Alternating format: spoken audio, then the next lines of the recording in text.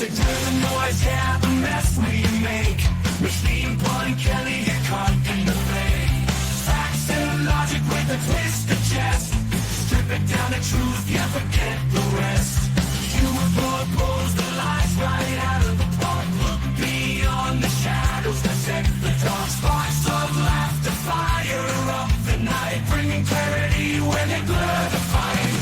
Cut through the chaos, yeah, the tangled lies. Steampunk Kelly with the center clear eyes. Truths and jokes gonna rock this show. Step into light where the real facts glow.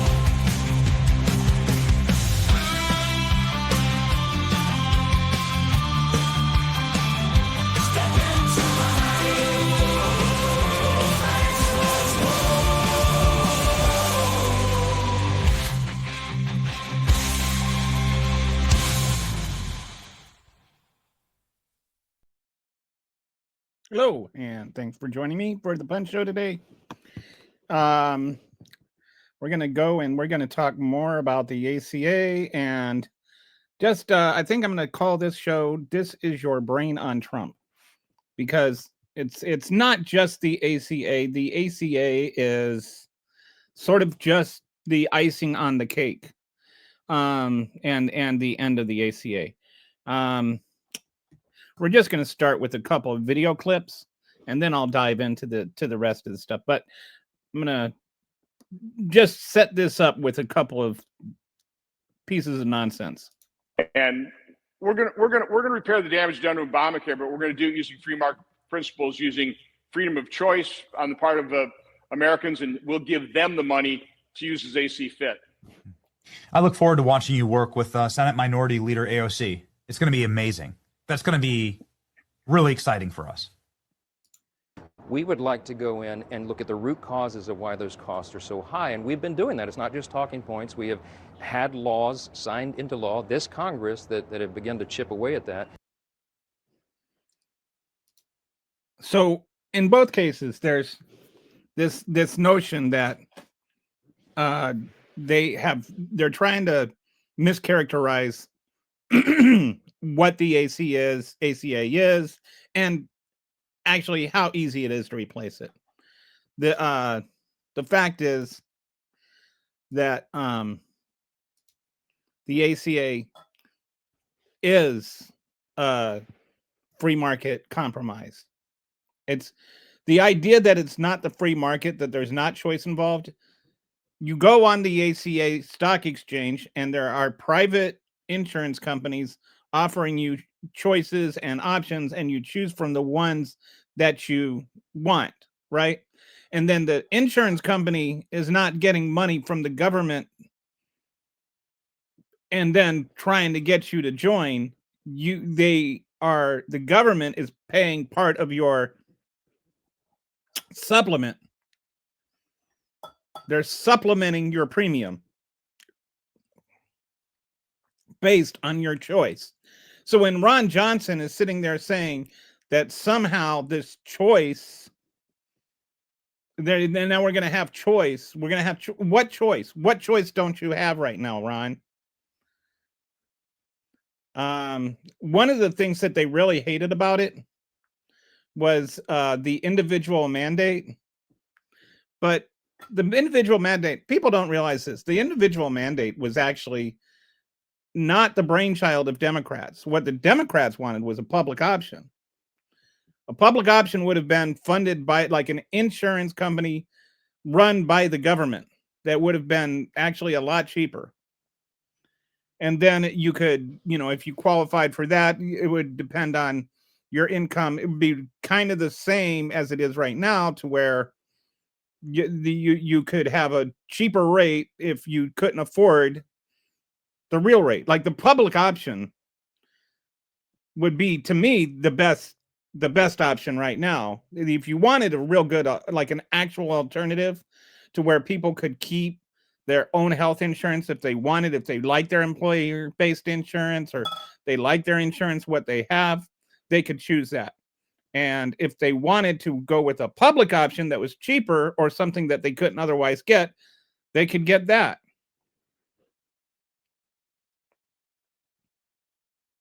That was the original goal. That was when Obama was saying, if you don't like your insurance, you can keep it. That's what he was meaning. Is we just have this other insurance that you had the option to buy, and it would be a government-run insurance. It would be like single payer if you want it, sort of like, you know, optional Medicare for all. And the insurance companies hated that because the insurance companies knew everybody would choose it. If there were a public option available, there would, like, private insurance would go under. It would no longer. Why would anybody want to choose a more expensive option that puts a lifetime cap on you and you know, denies you pre-existing conditions and all of that kind of stuff? Nobody would want that. That's why the Federalists came up with the idea of an individual mandate. Then, when they adopted, when the Democrats adopted that and said, okay, we're going to offer this instead, the Republicans got all outraged about it. There were, I think, they want to talk about how this was, you know, like partisan, like the ACA was all partisan because only Democrats voted for it. But let me tell you, and this is one of the things that's really starting to piss me off about the whole, you know, oh, we're going to just come up with something new in the next 60 days. We don't even have 60 days left. It's like 50 days, and they're not going to even start work on it until the middle of November. Then it's going to be Thanksgiving and Christmas. Do you think that I'm dumb enough to believe that you're going to work over the holidays trying to come up with a master plan to fix our healthcare system? And I'm not saying our healthcare system is perfect. I'm saying that you guys do not even understand enough of what's wrong with it to fix it. This is like asking Elon Musk to fix your car. Yeah, I know he's supposed to be a genius, but I don't think he knows the difference between a tailpipe and a pipe. So, all right. I like the idea of a public option. I don't know how anybody else feels, but a public option to me would be ideal. That's it. Forget all this exchange stuff. Get rid of all that. Just say, you can go and you can get whatever insurance you want. If those private insurance companies want to, you know, put on caps or whatever, they can. We're just going to cover, you know, whatever you want, and we're going to do it cheaper. The only reason the Republicans hate that is because the insurance companies that are paying them hate that, and the insurance companies that are paying for them hate that because they know what it would mean to them. If they're spending, hang on a second, I'm going to look this up. How much does the insurance lobby spend each year?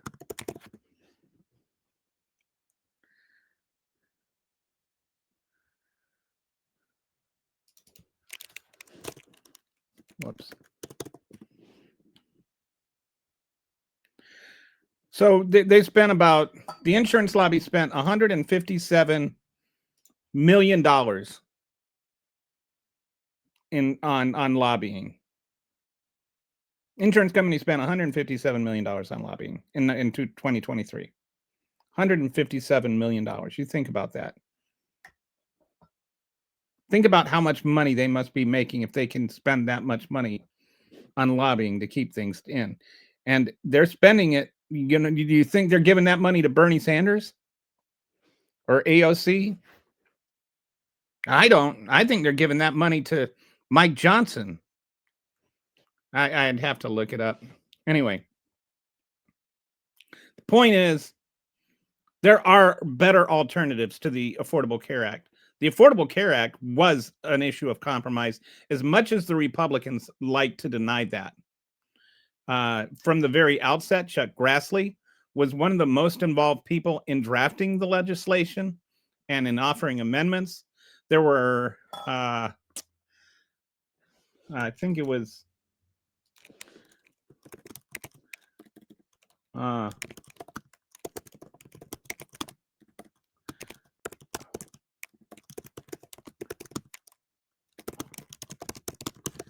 want to say there was there.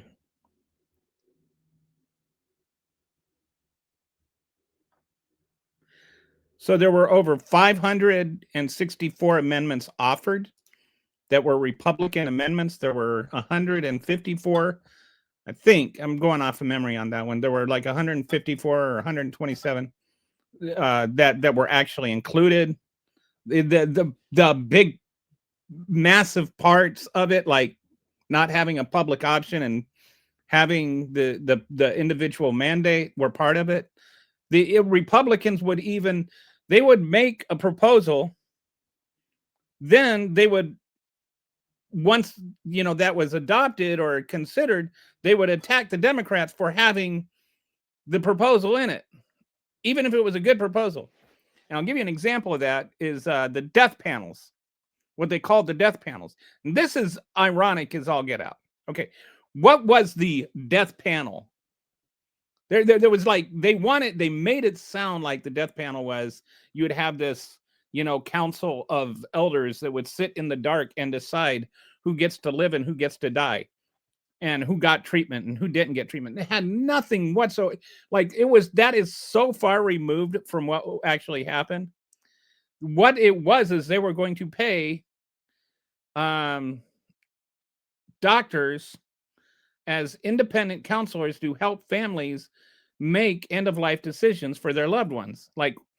And I'll give you like a perfect example for it is my own wife and her mother.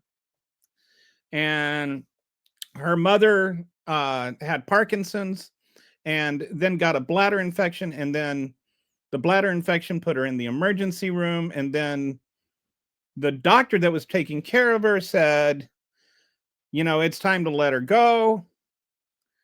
And my wife was reluctant on that end because she had just gone in for a bladder infection. And to this day, we don't know if they had just treated the bladder infection. She might have recovered. She might have lived an extra 6 months. She might have lived an extra year. She might still be alive. But her brothers were both just going along with what the doctor said. And, so they were like, oh, it's time to let her go. It's time to let her go. Anyway, so she passed away. We were able to get, I was able to get out there in time to say goodbye to her, literally just hours before she passed. And, my wife is still just devastated by that. She still wonders, like, did they do the right thing? And that's exactly what these so-called death panels were designed to do.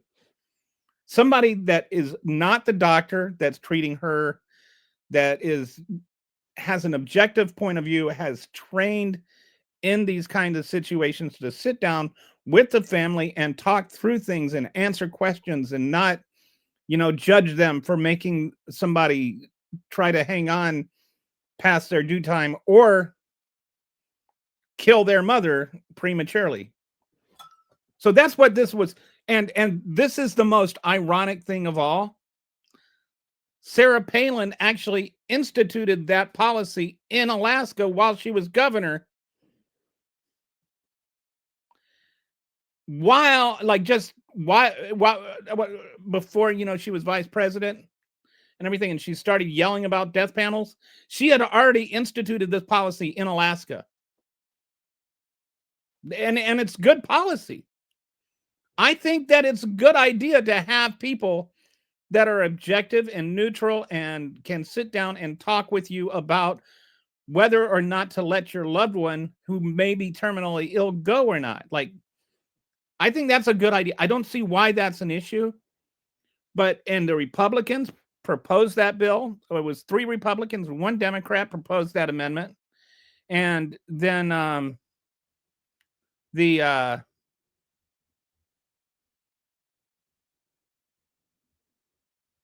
happy President Obama Day. So anyway, I just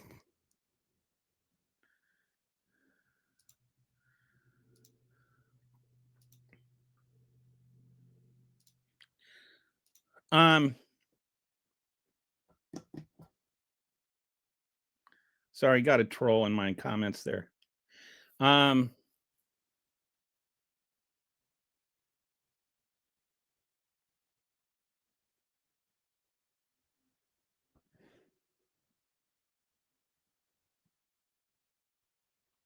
So sorry, what was my train of thought? So anyway, let's just go on. I'm going to share with you. This is where we're going. Like, there's a number of policies that have been instituted by Trump, and it's not just each policy by itself and its impact. It's the collective policies, right? So we've got his insane tariffs. We've got his mass deportations. We've got his One Big Beautiful Bill Act with the austerity cuts and all of that kind of stuff to it. And we've got the Medicaid cuts as part of that. And now they're talking about just letting the ACA lapse. And that's where I was going. Like, they're not going to come up with a replacement plan by December 31st. Like, that's just not going to happen. So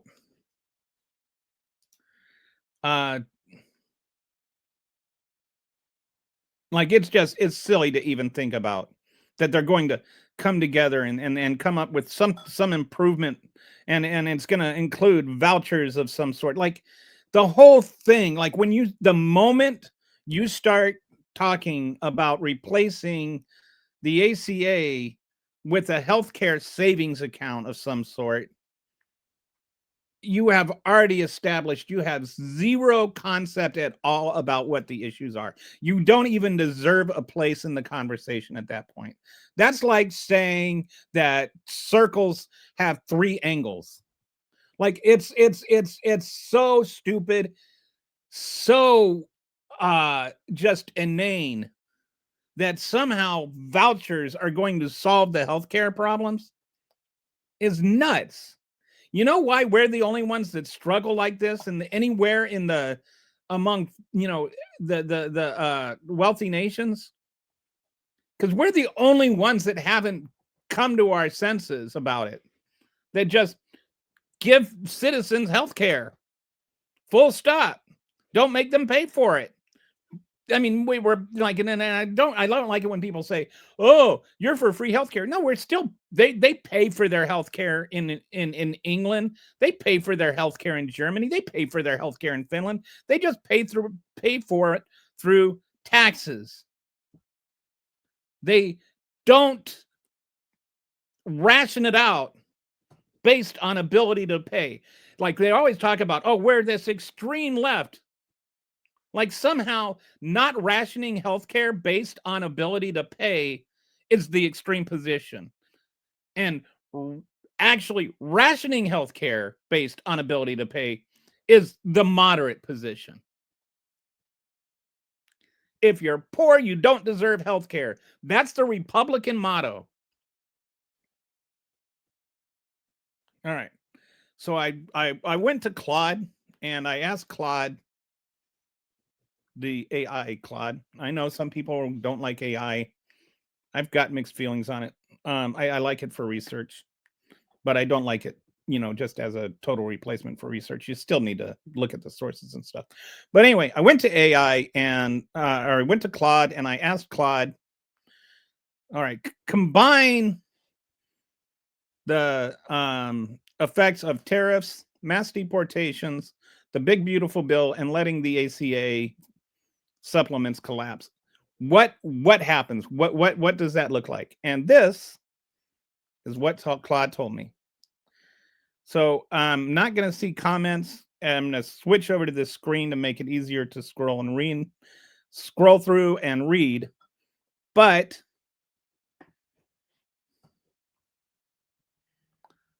I'll come back here and check comments every once in a while. All right. So if I don't answer it right away, it's not that I'm ignoring you. So I didn't even come up with this title. Claude did. or the big, hazard sign like this. This is all Claude. This is just what Claude determined when I asked it this question.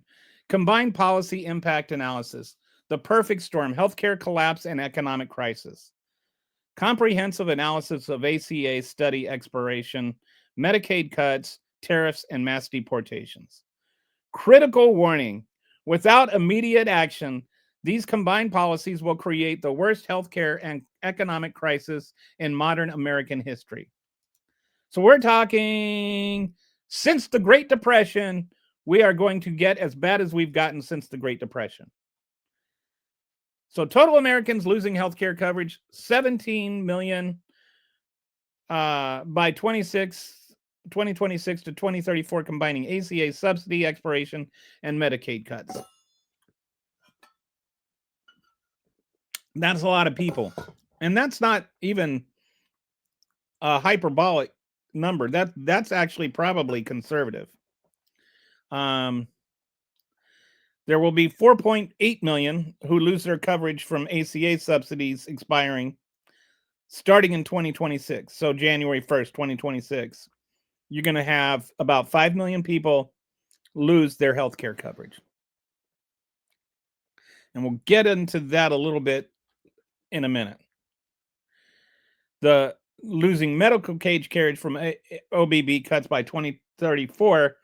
The Medicaid cuts actually don't go into effect until after the midterms. Gee, I wonder why that is. If they started these Medicaid cuts in 2025, nobody would vote for Republicans because the impact would be felt before the election date. They're not starting the impact of they're not starting these cuts until 2026 after the election. So then they can run on the election. Oh, the Democrats said this would happen and nothing happened. And it's like nothing happened because it hasn't gone into effect yet. The average premium increase for AC enrollees without subsidies starting this year will be 114% premium increase. And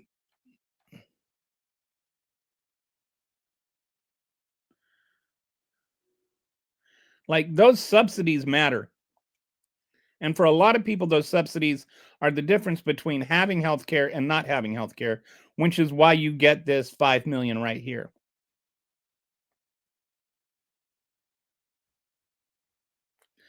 You're talking about 300 to 700 rural hospitals at immediate risk of closure.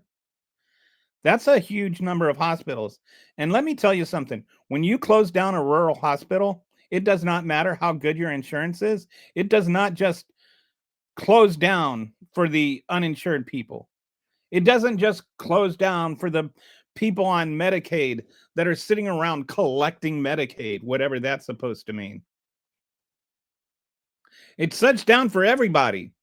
You can have the most premium Cadillac insurance money can buy. You could, be the richest man in town. But that hospital is shut down. It's shut down for everybody, including you. That means if you have a heart attack and it's an hour drive to the nearest hospital, you could die on the way to the hospital. That means that if your wife has some sort of issues with her birth and you can't get her to the nearest hospital in time, that she dies and the baby dies. Closures do not discern whether you're a legal immigrant or an illegal immigrant. They don't discern between whether you want to have the baby and don't want to have the baby. They don't discern anything other than it is that much farther to the nearest hospital. And that's that much more time for people to die. So this matters. This matters a lot. And not only that, a lot of times these rural hospitals, they're the largest employers in town. And they're the largest consumer in town. They buy stuff. Where do you think they buy their food? From the local farmers. Who do you think they employ? The farmer's wife. So it's going to cost, from tariffs over the next 10 years, it's going to cost American consumers $1.3 trillion. You can, when they say, oh, we raised $1 trillion, we brought in $100 trillion from tariffs. They're just saying we put a regressive tax of $1 trillion on Americans. And I say it's a regressive tax because it is. If you are a poor person, you are spending a much higher percentage of your income on tariffs than if you are a rich person. This is going to cause the government, the GDP, to reduce by 7.4% as a result of the mass deportations. And then that's not even factoring in all the other stuff. But you do not reduce your workforce that much and not have the impact felt by the economy. Like they do things, I think it was I want to say it was Animal House where were these guys that were stoned and they're sitting there talking about, oh, so like a whole universe could be in my thumbnail. And then, like the other one's like, yeah. And then in that universe, there could be another guy that is looking at his thumbnail and saying, I've got a whole universe in my thumbnail. And this is what I think of Trump's policies, is they are stone frat boy policies, like things that a frat boy who was stoned out of his mind, hey, dude, we could just build this wall going all the way from the East Coast to the West Coast. We make it really, really tall so people couldn't climb over it. Yeah, that would stop all illegal immigration, wouldn't it? Like, oh, dude, we could just like give everybody $5,000 and then they wouldn't need insurance anymore because that would just like cover all their insurance. Oh, hey, dude, what if we just deported all the illegals? Like, this is what it sounds like. It's stoned frat boy politics.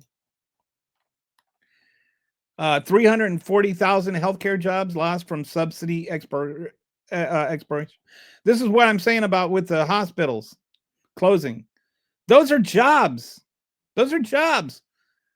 And when you're talking about this part, the 7% from mass deportations, a lot of those farms are going to be closed too. That's where that part of that negative 7.4% comes from. So when you close down the farms and when you close down the hospitals, you're closing down the small towns. Like everything else is in support. There's no more industry to drive the small town. So you're just shuttering entire small towns. Nobody hates rural Americans as much as Donald Trump does. Nobody has done more and is doing more to damage rural Americans than Donald Trump is doing. And then if you look at the 1.2 million total jobs lost from Medicaid SNAP cuts by 2029. Now you're going to be like, well, why would SNAP cuts and Medicaid cost jobs? And it's not immediately obvious, but like, let's use SNAP as an example. So you've got, this community, let's say there's, 500 people on SNAP in that community. And each of those people gets $100 in SNAP benefits. I'm just using round numbers. I'm just making it up. This is all hypothetical. So 100 times 500 is what? 50,000?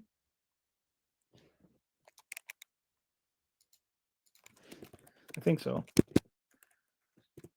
Yeah. 50,000. So that's $50,000 in put into that community that is not being spent otherwise. All right. So that is enough that they're all going to the grocery store and buying their food, right?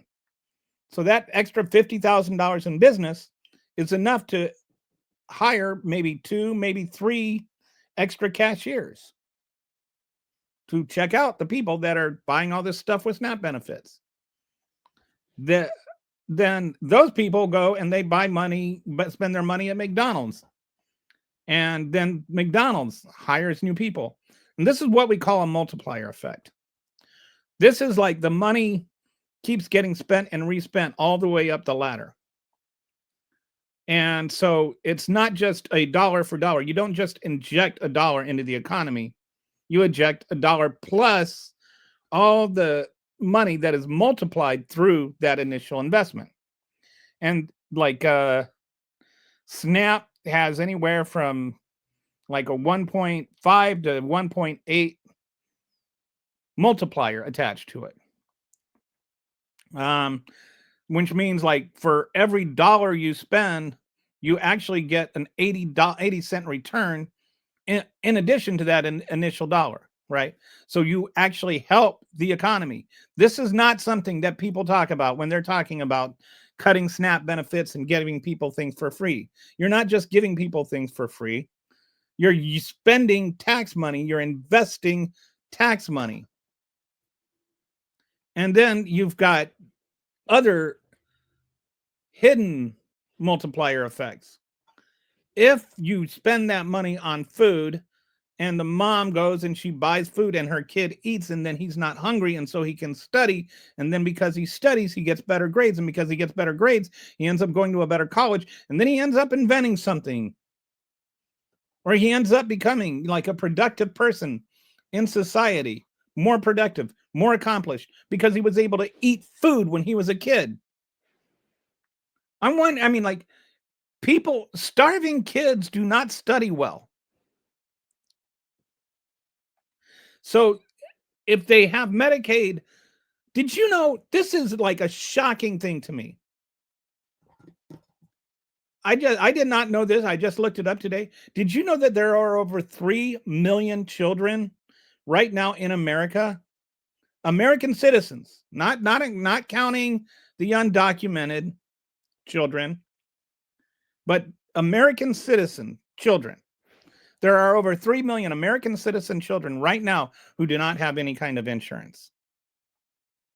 That's sad. We're the richest country in the world, and we can't even take care of our own children. We don't even want to feed our own children. We don't even want to provide basic health care for our own children. What kind of wealth is that?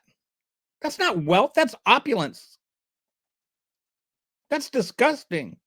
It's obscene that you have a country where a man has $500 billion and a child can't get health care or food. We don't need, I'm not saying that there's anything wrong with being wealthy, but I think there is something obscene about letting child live in absolute depravity so that somebody else can be worth $500 billion. There's nuance there. There's in-betweens. It doesn't have to be a false dichotomy. It doesn't have to be one thing or the other thing. You can have both wealthy people in a society and children that can eat. All right. So now we're going to go into healthcare coverage losses over time. When we're combining the ACA expansion or expiration and the Medicaid cuts from the One Big Beautiful Bill. And then we'll look at the combined total. Okay. So the orange line here is just from the ACA expiration. And you'll notice that most of that comes in the first year. And then by the time that's done really hurting, then you're going to start having the OBB built on it. And I would say Claude probably did not factor in the death spiral, because I think that this number should actually be a lot higher. And I'll explain that in a minute. But this is like this year's cut, and then This is when the Medicaid starts cutting in. So even by this standard, we're talking about what, 14 million people off of their insurance by 2014, or by 2034. The thing that it's not factoring in here is the death spiral. And the death spiral is this. You have the whole way that insurance is supposed to work is what they call shared risks or risk pools.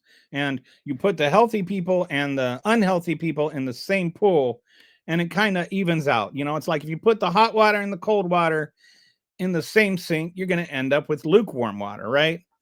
The insurance company would like to separate the hot water and keep the hot water hot and keep the cold water cold, which is fine if you're dealing with water.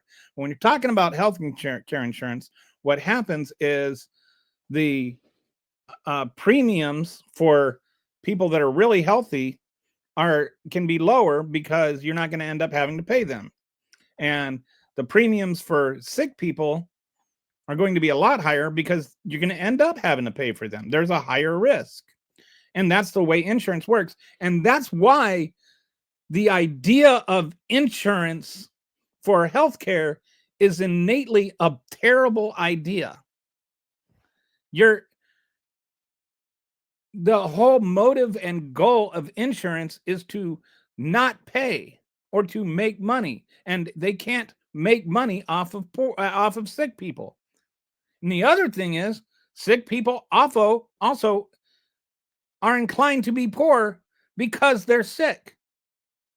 So because they're sick and have chronic illnesses, they are less likely to be able to achieve because they can't go to work sometimes, or because they call in sick a lot, or because they have disabilities. Like, I'm not saying it's, you can't get ahead if you have a disability, or you can't get ahead if you have chronic illness. I'm saying that statistically, you are less likely to succeed if you are sick all the time than if you are a healthy person. And not all health is contingent upon what you eat. It does not mean that rich people don't drink soda pop and poor people do drink soda pop. These kind of stereotypes have just dumbed down the conversation. You can eat healthy and still be sick. The healthiest guy I knew died of cancer. This guy grew all his own food. I mean, you could not get healthier than this guy in terms of what he ate. He got cancer, so he just turned his life around. He grew his own wheatgrass, vegetables, and everything. He bought, grass-fed, locally sourced meat, everything. And guy ate as healthy as anybody could eat. I think he ended up going vegan at the end too, but he still got cancer again. Had nothing to do with what he was eating. It actually had to do with what he was working, I think. He stripped floors like he would, strip and revarnish wooden floors. He's really good at his job too. He was a nice guy. Really miss him. Anyway, the point is, you can't correlate laziness with this. Illness correlates with ability to pay. It's not work that correlates with ability to play or work ethic. It's ability to work that correlates with ability to pay. That's what I want to say. So anyway, you're dealing with an extra, even by this standard, 16 million, 15 million people losing their health insurance over the next 10 years.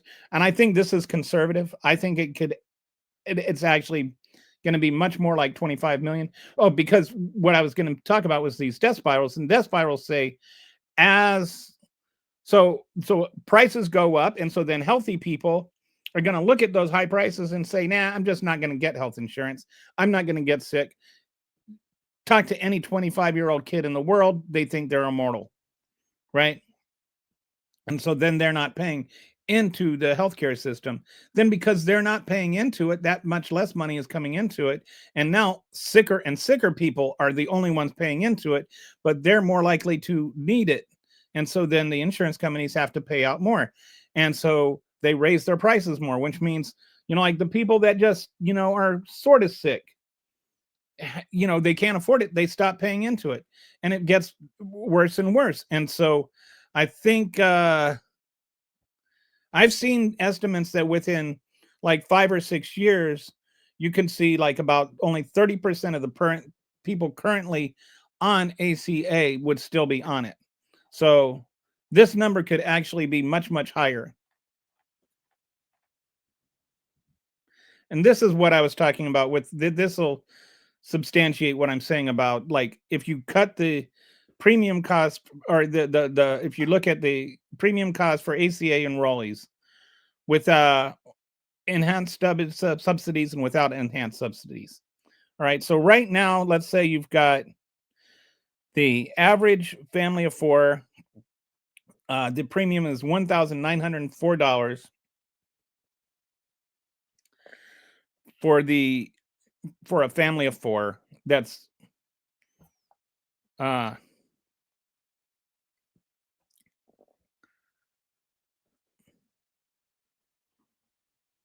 okay. So this is this year. All right. This is this year right now with advanced subsidies. The premiums for someone who has subsidies is $888 if they're in the bottom quintile.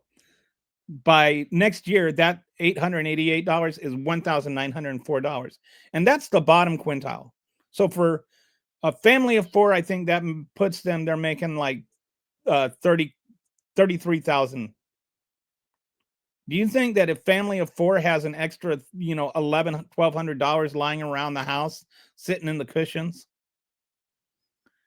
for the, if they're making, and that's less than 33,000, anybody, but it's going to be above the poverty line, so it's going to be around, like over 20,000, but less than 30,000.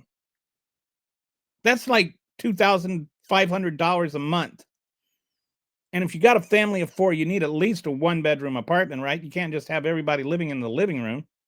You can't have an efficiency. Probably 2 bedrooms. How many places do you think you can get a 2-bedroom house or 2-bedroom apartment for less than $1,000?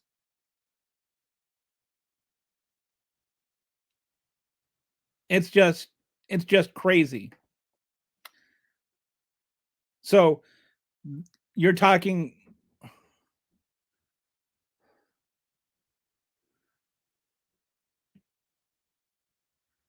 and this is a month. Or no, this is annual premium cost. Okay. So anyway, if you're in the top 10%, that's going to be an extra $6,000 a year. I actually think these numbers look low, but yeah, I've seen, they make these mistakes. This is actually per month. So the rural hospital financial impact over the next 10 years, right now, if everything were left unchecked, the rural hospitals, which by the way are already struggling, there already are some closing. Like, it's already being impacted. So then what they did with the Medicaid cuts is they said, okay, we're going to cut this money out, but we're going to add $50 back in just for the rural. But if you even add the 60, so they cut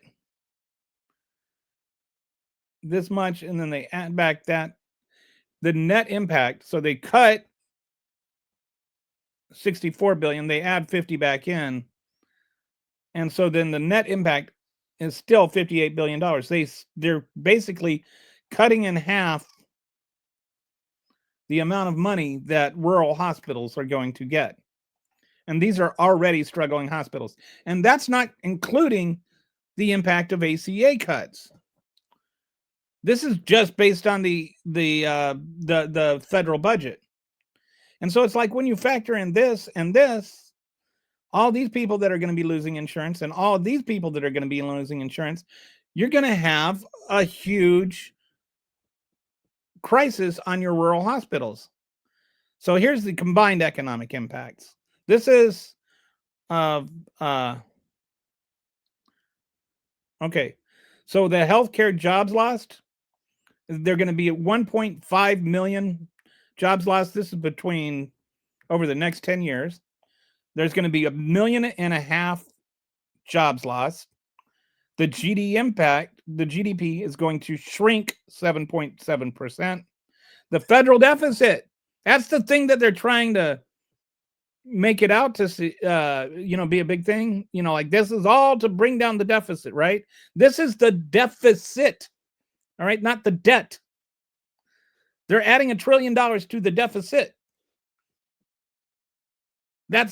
That means they're making the deficit is how much money we spend over what we make in a year. The debt is the aggregate total of the deficits. So they're adding $1 trillion a year to the deficit.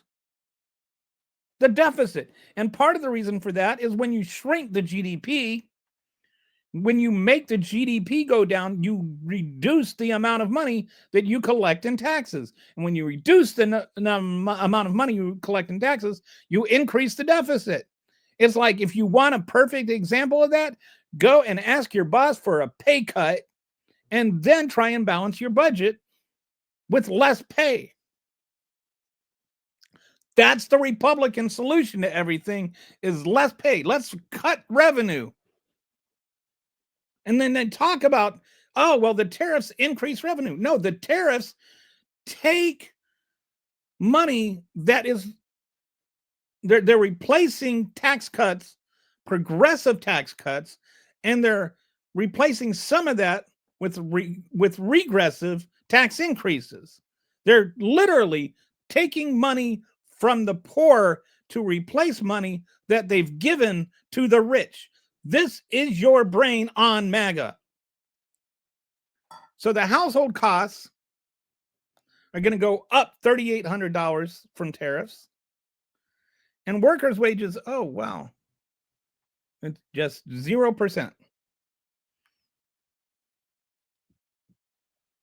And inflation, this isn't even talking about inflation.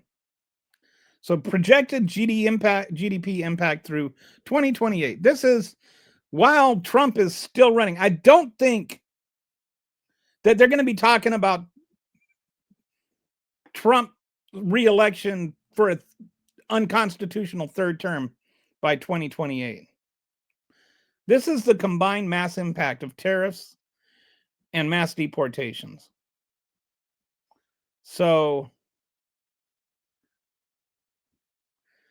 tariffs are going to slightly increase GDP, and the reason for that is that it's actually, that sounds like a good thing, but it's actually a bad thing, because GDP is calculated by the amount of consumer spending plus the amount of investments in new business. So existing businesses don't count. Those count under consumption. New businesses count under investment. Government spending and net exports. And so this number is going to be affected by tariffs, because tariffs raise the price on things and therefore reduce the consumption of those things, which means that the import number is going down, not that the export number is going up. So it's like, instead of spending $1 million on imports and exporting $900,000 of things, Now we're spending $500,000 on imports and exporting $600,000 of things. So we technically have gone into a surplus, but both in terms of consumption and in terms of exports, which are good, we've gone down. So the idea of adding net exports onto GDP is not supposed to be a measure of how successful we are there. It's more a calibration of trying to figure out how much of that is domestic. Okay, so then the mass deportation impact is going to shrink the economy nearly 8%. And then, you know, this is the calibration effect. So why would mass deportations have such an impact on our GDP? Well, first of all, you know, however many millions of people, you know,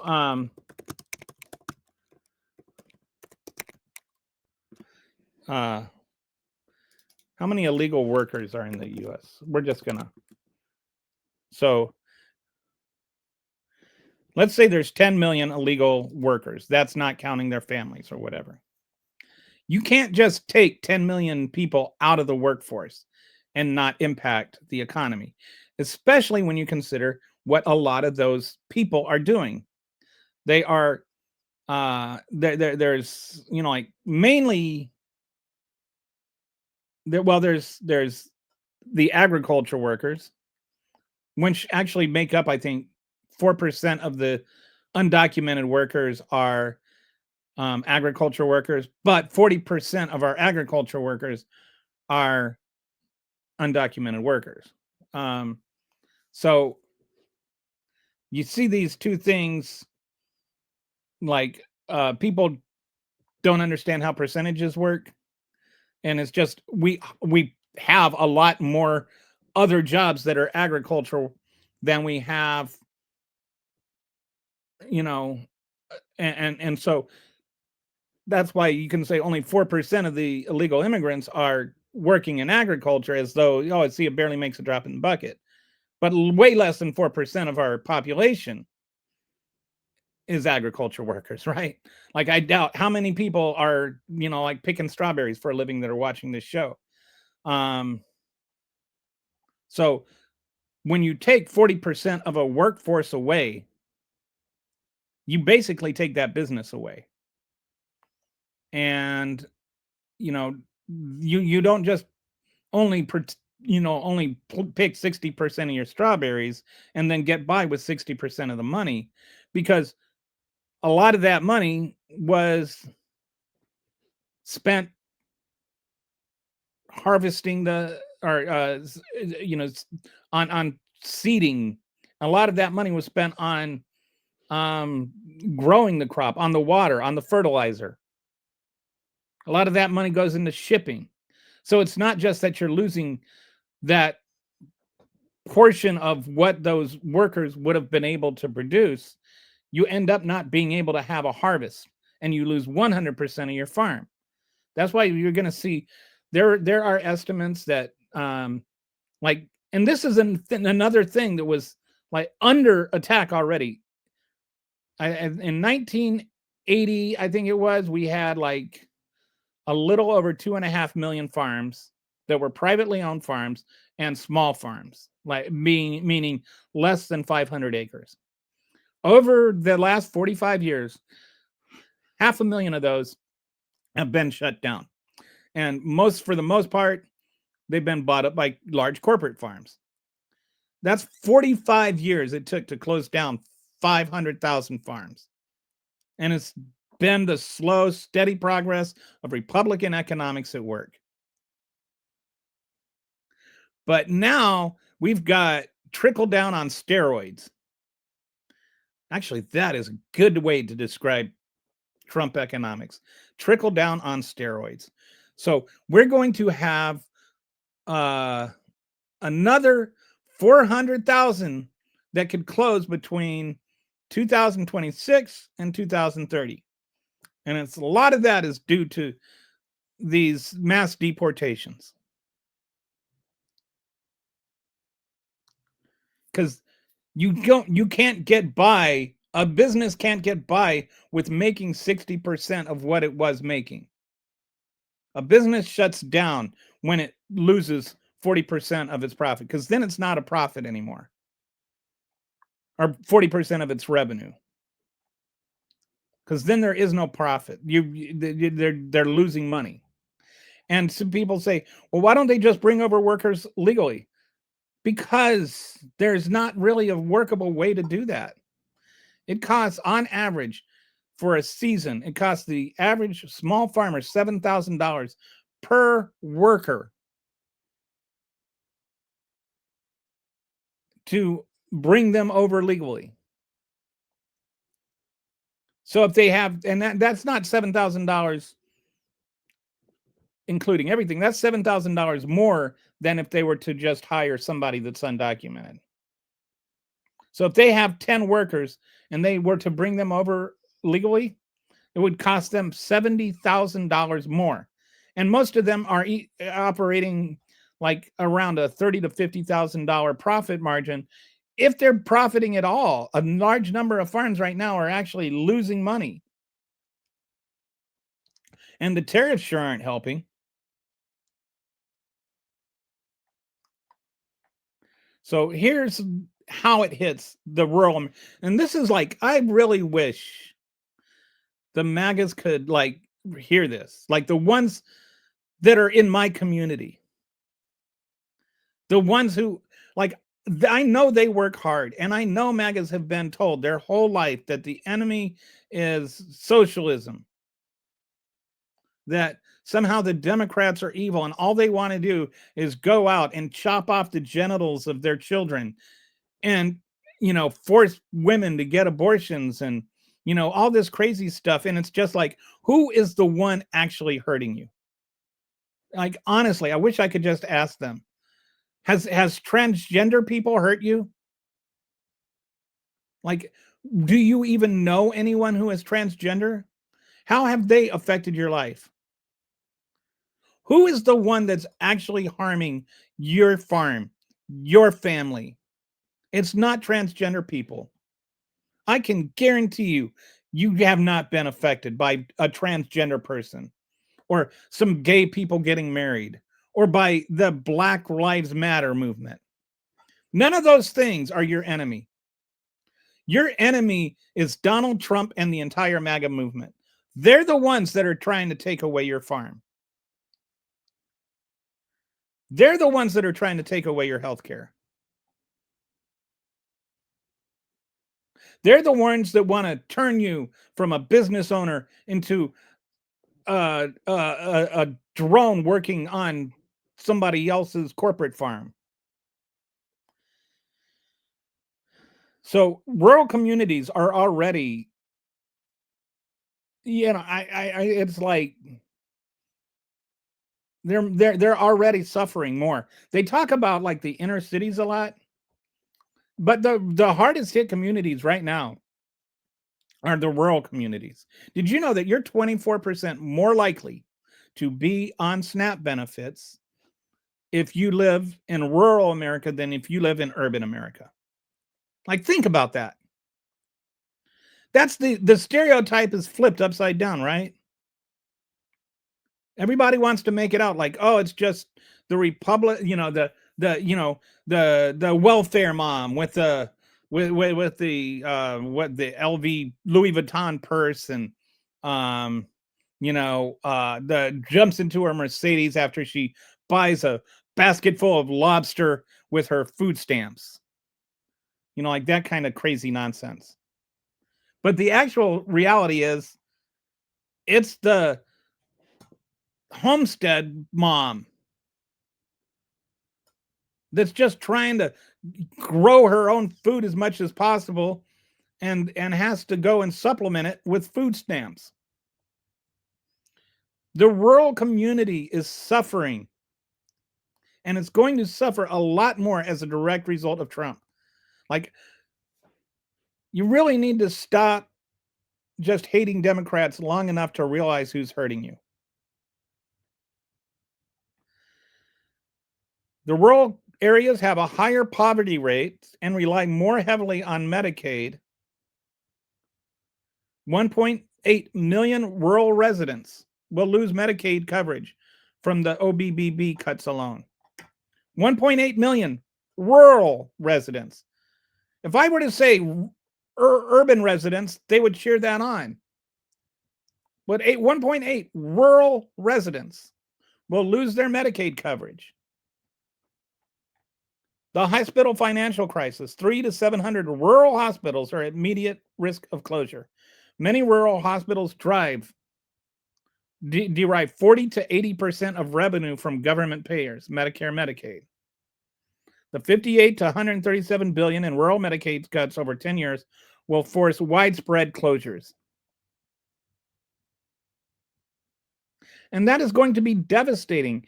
And like I said before, it does not matter how good your insurance is if your hospital is closed. The higher ACA insurance, the ACA premium increases. Rural areas already have higher insurance premiums due to limited insurer competition.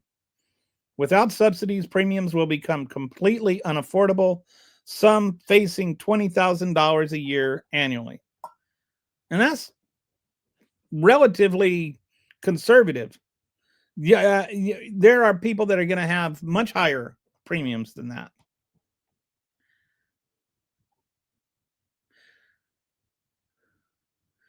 Because one, the subsidies help the insurance companies not lose money.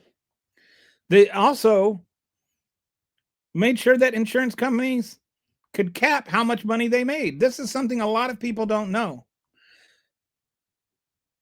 The ACA caps how much money insurance can spend on, I'm sorry, how do I, puts an 85%, for an insurance company. Okay, what is the way to say this? 85% of what insurance companies spend has to be, or what they collect on premiums, 85% actually has to be spent on healthcare. That's what I'm trying to say. So they only have like 15% of the premium at most that they can spend on things other than actual healthcare. So there's already a cap. There's kind of a salary cap, if you will, on insurance companies. A lot of people don't know that. Like they have to spend 85% of the money they generate through premiums on actual health care. And if they don't, they have to give that money to the government as a fine.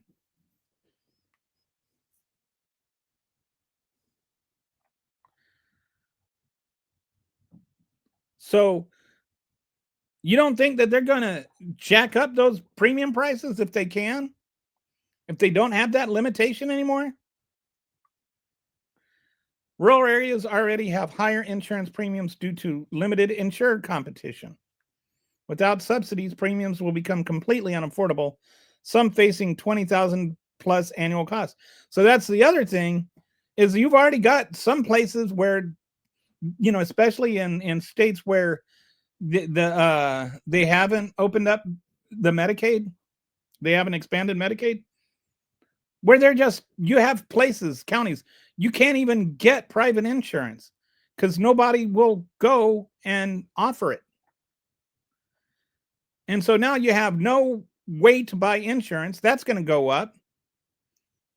The reduced or no competition is going to go up. And the prices are going to go up. And the price of doing the business is going up. You're getting, you know, like all of a sudden you're spending $70,000 a year more on your workers and getting 0% more return on it. And then your insurance premiums are going up. So it's going to cost like all of a sudden $100,000 a year more to be a farmer on a farm that's making $30,000 a year. Right? How's that sustainable? Labor shortage from deportations. Agriculture loses about 220,000 workers, 225,000 workers from mass deportations. Rural farms. And it's like we talk about farms. We don't talk about the meatpacking plants. You want to know what?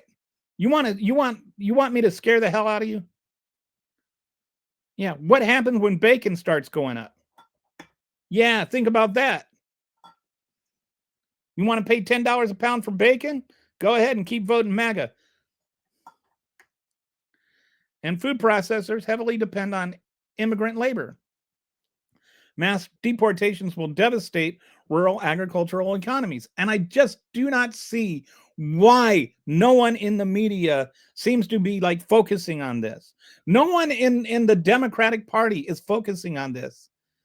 You want to get, rural voters? Just tell them what the facts are. Just ask them. Like Trump would go around and he'd say, what have you got to lose? And then ask them, what have you got to lose if you keep voting for Trump? If you keep voting for MAGA, you've got your farm to lose. You've got your hospital to lose. You've got your family to lose. You've got your health care to lose. And suicide rates for farmers are 3.5 to 5 times higher than the rest of the country. You've got your life to lose. You've got everything to lose by continuing to bet on Trump. What have you got to gain by voting for a Democrat? You've got affordable health care to gain. You've got, a way that you could legally hire immigrant workers without losing your business to gain. I think sometimes we make out these, like the farmers that, why don't they just hire someone legally? As though they're just like, Mr. Smithers sitting there collecting billions of dollars and not actually, considering the answer to the question. Why don't they hire legal immigrants? Because they can't. We have made the means to hire legal immigrants so arduous that it's insane. And the only ones that can keep up with it are the large corporate farms. For instance, if you have, if you're hiring illegal immigrants, one of the things you have to do is you have to pay for their transportation and you have to provide for their housing while they're here. And this is for the ag visas, not for the non-ag visas. But the farmer has to pay for their hospitality while they're here. So if you're a large corporate farm, you can build bunks, like big bunk cabins, and they can all stay in that big bunk cabin, and that satisfies. And you fill that with food and all of that. You can charter a single bus and have everybody come up from northern Mexico. And they just, that frays the cost per individual. When you are hiring people, first you have to run an ad for 60 days, or for 30 days, you have to try and find local people to do it, right? And so you run an ad in the paper or whatever. You have to show that you tried to do it. Well, that fee, whether you're hiring 10 people or 100 people or 1,000 people, is the same. When you actually transport them over, you can charter a bus and bring over 50 people at one time for, $5,000, or you can bring over 10 people one at a time for $500 each, and it's still $5,000. The ability to operate larger farms and get more workers actually is a lot cheaper for the large farms and the corporate farms than it is for the small private farms.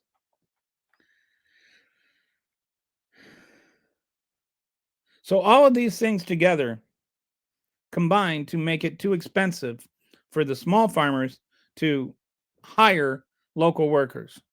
And so, or to hire immigrant workers. So let's, like, maybe it's the law that's immoral here. Maybe it's the law that's wrong. You hear all these people, oh, they should come over the way my ancestors did. And it's like, they are coming over the way your ancestors did. The difference is when your ancestors came over that way, it was legal. Like, make immigration legal again. We didn't just, if we had from the beginning said you need to have a college degree and a visa to come over here, America wouldn't exist and we wouldn't exist. So tariff prices increase. Rural Americans spend higher portions of income on goods affected by tariffs, vehicles, farm equipment, building materials. Tariffs add $1,300 to $3,800 per household annually, a massive burden for lower income rural families. So again, you've got, now you just start imagining you're a small farmer, you're making 50 grand a year, you have 10 workers a year or a season, right? And so now it's going to cost you 70 grand a year more to hire your workers. You have to pay $20,000 a year more for your family's insurance. You're spending $2,000 a year more on tariffs. Your local hospital is closed. You've lost your Medicaid. Who is hurting you? Is it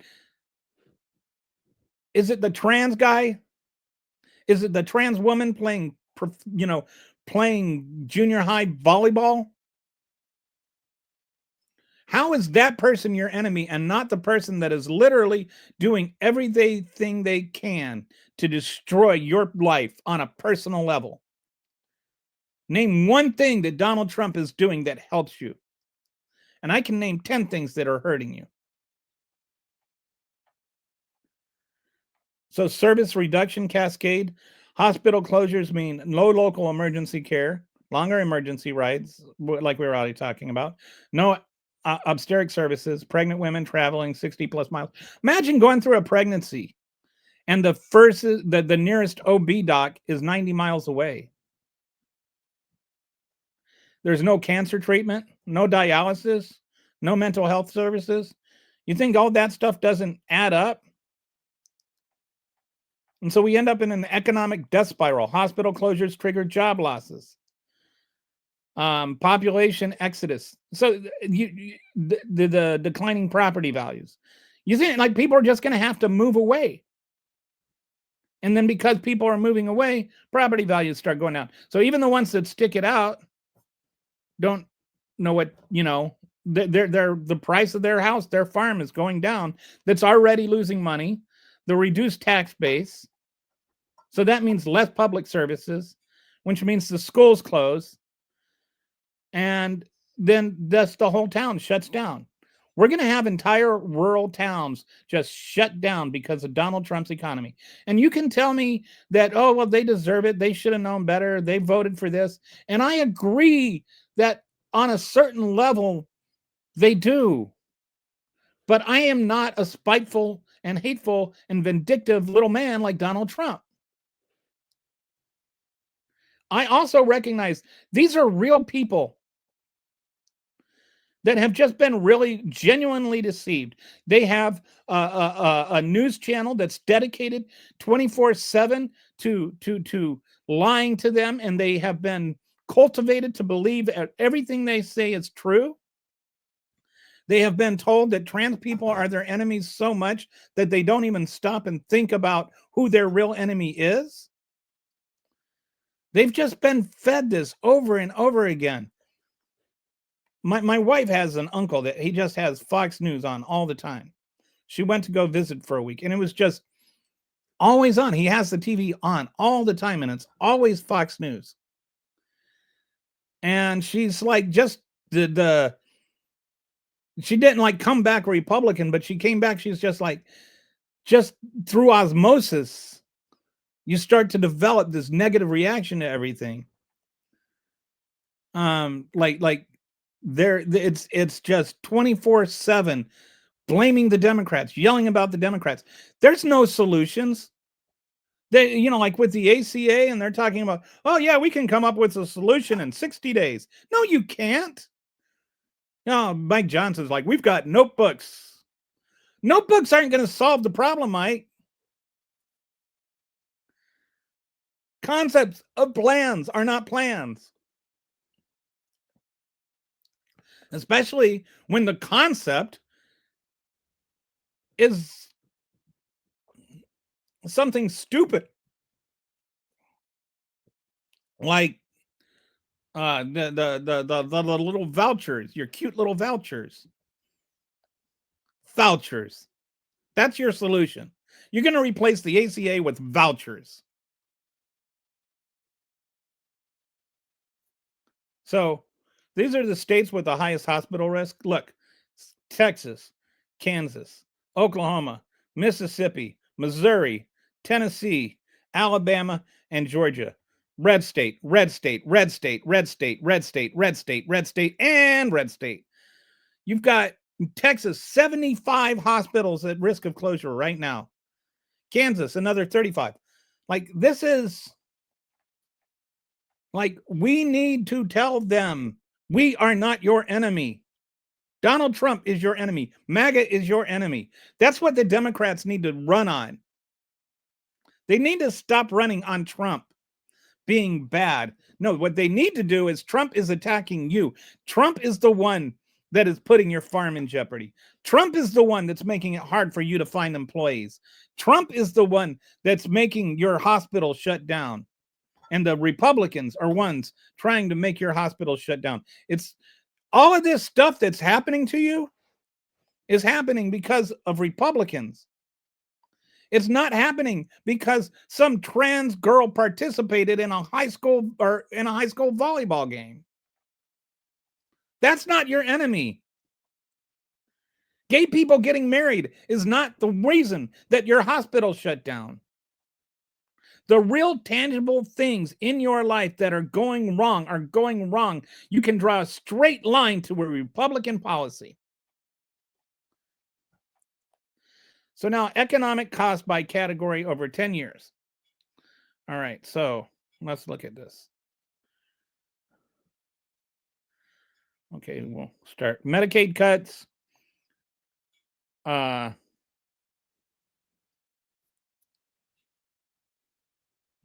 going to cost $1 trillion. Mass deportations are going to cost the economy another $1 trillion.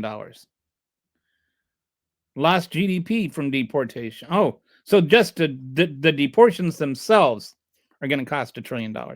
Then the GDP that we lose, this is like spending $1 trillion to shoot ourselves in the right foot. And then this is spending another $2 trillion to shoot ourselves in the left foot for having shot ourselves in the right foot. So that's the lost GDP is going to be, we're going to lose almost $2 trillion in GDP, $1.7 trillion in GDP due to mass deportations that we spent $987 billion on deporting. The household tariff costs, that's going to cost, it's not going to raise $1 million or $1.5 trillion. It's going to cost American shoppers $1.5 trillion. It is not money that's raised. It's not like money that didn't exist now exists.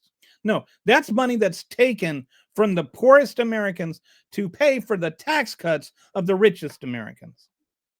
We are paying taxes. Like this to me is just like, and you are worried about trans people? You're worried about trans people? Well, you've got this guy sitting there taking $2,000 a year out of your wallet to pay for tax cuts for Elon Musk, and you think that trans people are the problem? I don't even like. I have my set of issues with people that are anti-trans. I cannot stand it. Trans people are people, and the trans women are women, and trans men are men. They don't think they're men and they don't think they're women. They are men and they are women. And if you don't have an issue with, if you have an issue with that, fine. You can just go away. I don't care what you think because you do not know what I know. But that is not your issue either way. People existing as trans people are not the reason that your household is getting tariffed $2,000 a year.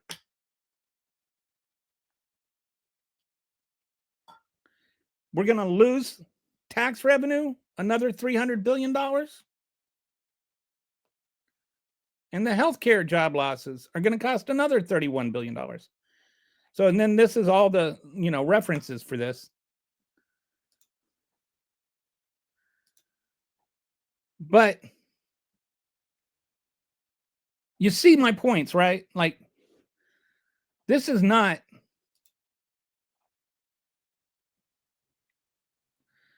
so Rob, what's going on? So I'm going to go back and I'm going to look at, see which comments are worth referring to.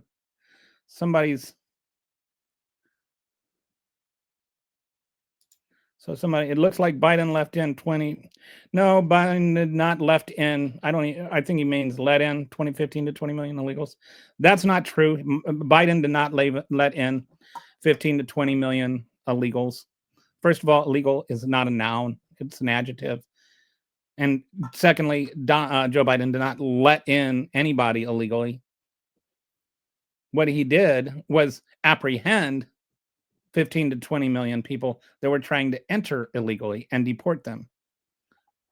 There were some that came in and legally requested asylum or some kind of refugee status. There were some that were flown in legally. But no, Joe Biden did not let in any illegals. Okay, Biden is the reason that the economy didn't collapse in 2021.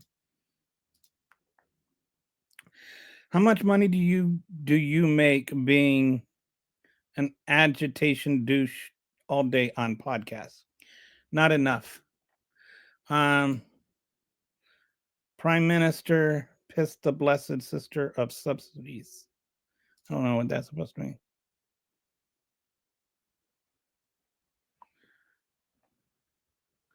Do I think these tariffs will last forever, though? Well, there's an actual question. I do not think the tariffs will last forever. I think they'll end up getting struck down by the Supreme Court. At least I hope so. They are unconstitutional. But what I do worry about, and this is, something I've thought about, what happens if the Supreme Court does strike down the tariffs? Does Donald Trump then just go to Congress and say, okay, authorize these tariffs? And then the Republicans have to do it, right? But then if the Republicans do it, they have to go back and they have to defend to their constituents in 2026 why they taxed them. Like, I don't think these tariffs are all that popular in Kansas.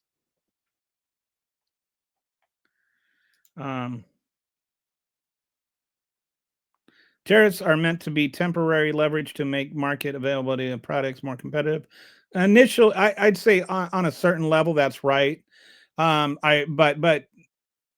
would say even that nowadays is no longer the case. The markets have become so internationalized that I don't even think that you can say that it helps leverage the market ability. There are certain cases where maybe, like where, the US is trying to rebuild the chips, like maybe in some very narrow cases. But even then it's like, I don't remember the specific numbers, but like the washing machine tariffs, it did end up resulting in opening up a new manufacturing center. But it's funny, the actual cost, it ended up costing like $10 for every dollar it generated. It was like the new washing machine factories are actually losing money when you factor in the tariffs.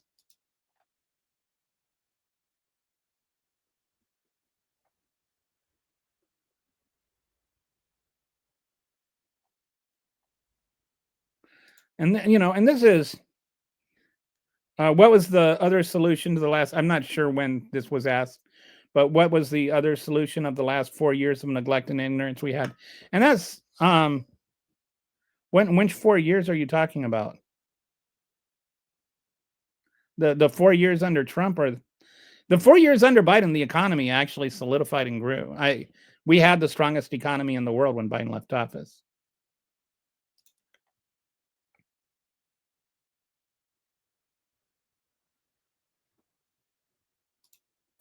What day was a continuation?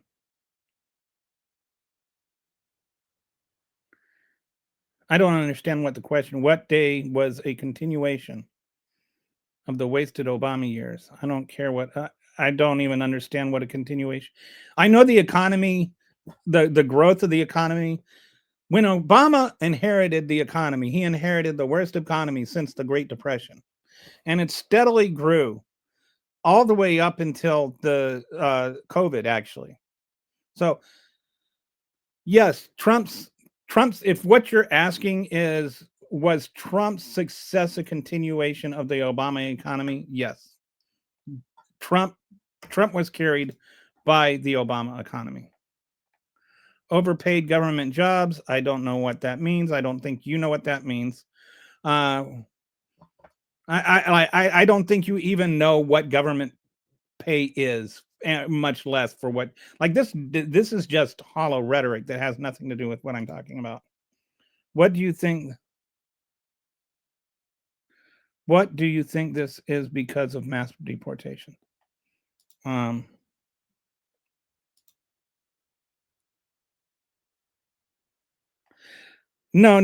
Rural hospitals are not closing because the people that migrated here have overused them. That's not even a starting point. Yes, Orange County is in California. It's also Republican. It was also a very Reagan state. In the 80s and 90s, it was still a Republican state for the most part. Didn't swing Democrat until the early 90s, I should say. We didn't become 30. Oh, okay. Oh, that's funny because $37 trillion in debt. All we've been doing is funding programs that don't give a return. Yeah, that's like, that's just saying stuff. There's no substance to this question, or it's just blaming 37 trillion. Like, no, that, like, do you have any idea at all what you're talking about? How is that $37 trillion spent? How did we get that deficit? How did we get that? Like, you're just saying things. Like, this is the MAGA way, is to just say things. Who is taking away the farms? Donald Trump just added trillions of dollars to the debt with tax cuts. And you're like sitting there talking about, well, all 37 trillion. Go look at who generated the debt.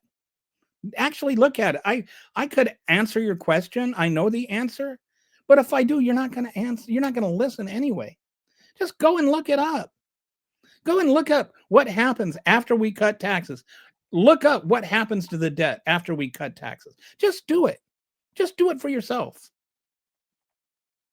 And it's not a lie. All children do not get free health care. Like, you just like say stuff. Like, don't just say stuff. Look it up. Look it up. Actually look at what the facts are. There's nothing wrong with being informed. Israel gets free healthcare. Okay. So does like every other country in the world. Ha ha ha. You can't even properly argue your side of the issue because yours. Whatever that means. See, this is your idea of proper arguments. Like, I sit there and I provide an hour and a half of actual objective facts, and then you're just like, LMAO, you can't even properly argue your side of the argument because you're so brainwashed. You retard DEI lefty ideals, like, victim card, invalid opinion. So anyway, Rob here is just yelling and screaming and hollering a lot. Okay, and we got MP here, another boy. It's like a tag team. It's like you just have one idiot come on and then yell a bunch of stuff. Okay.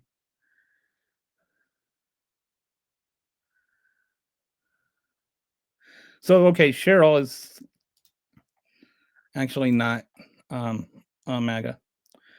So anyway, I looked through your comments. There doesn't seem to be a lot of relevant ones, but oh well. The bottom line, and I really wish MAGAs could listen and really think about what's going on, because the country is really hurting as a result of Trump's economy. That's not that's not just what I'm saying.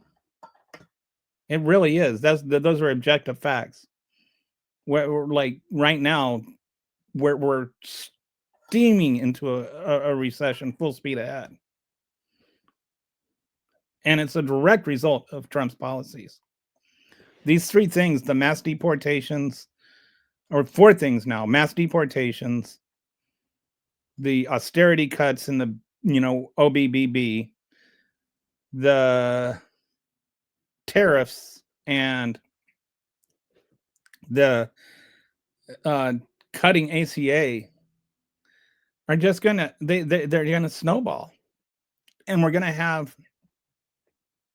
like a really, really, really terrible recession, like the worst recession of our lifetime. I don't know if it'll get as bad as the Great Recession, the Great Depression, but I will say this: a lot of the things that they put in after the Great Depression, like Social Security, are things that Trump has been trying to undermine.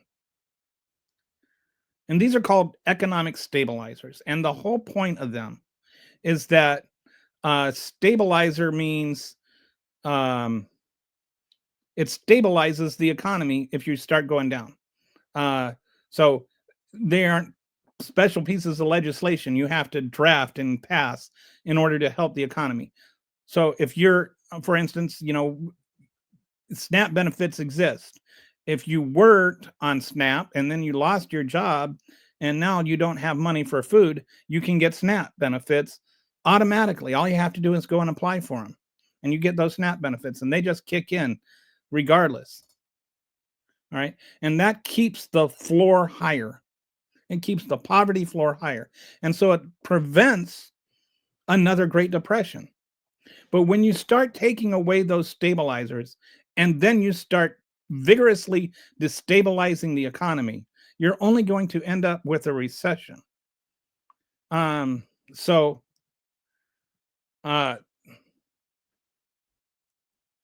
the undermining of those stabilizers is going to end up hurting the economy. I think there must be like some kind of troll farm that YouTube is hiring to stalk me. So I guess, Kelly is a girl name. Okay. Paris is a girl name too. So all right.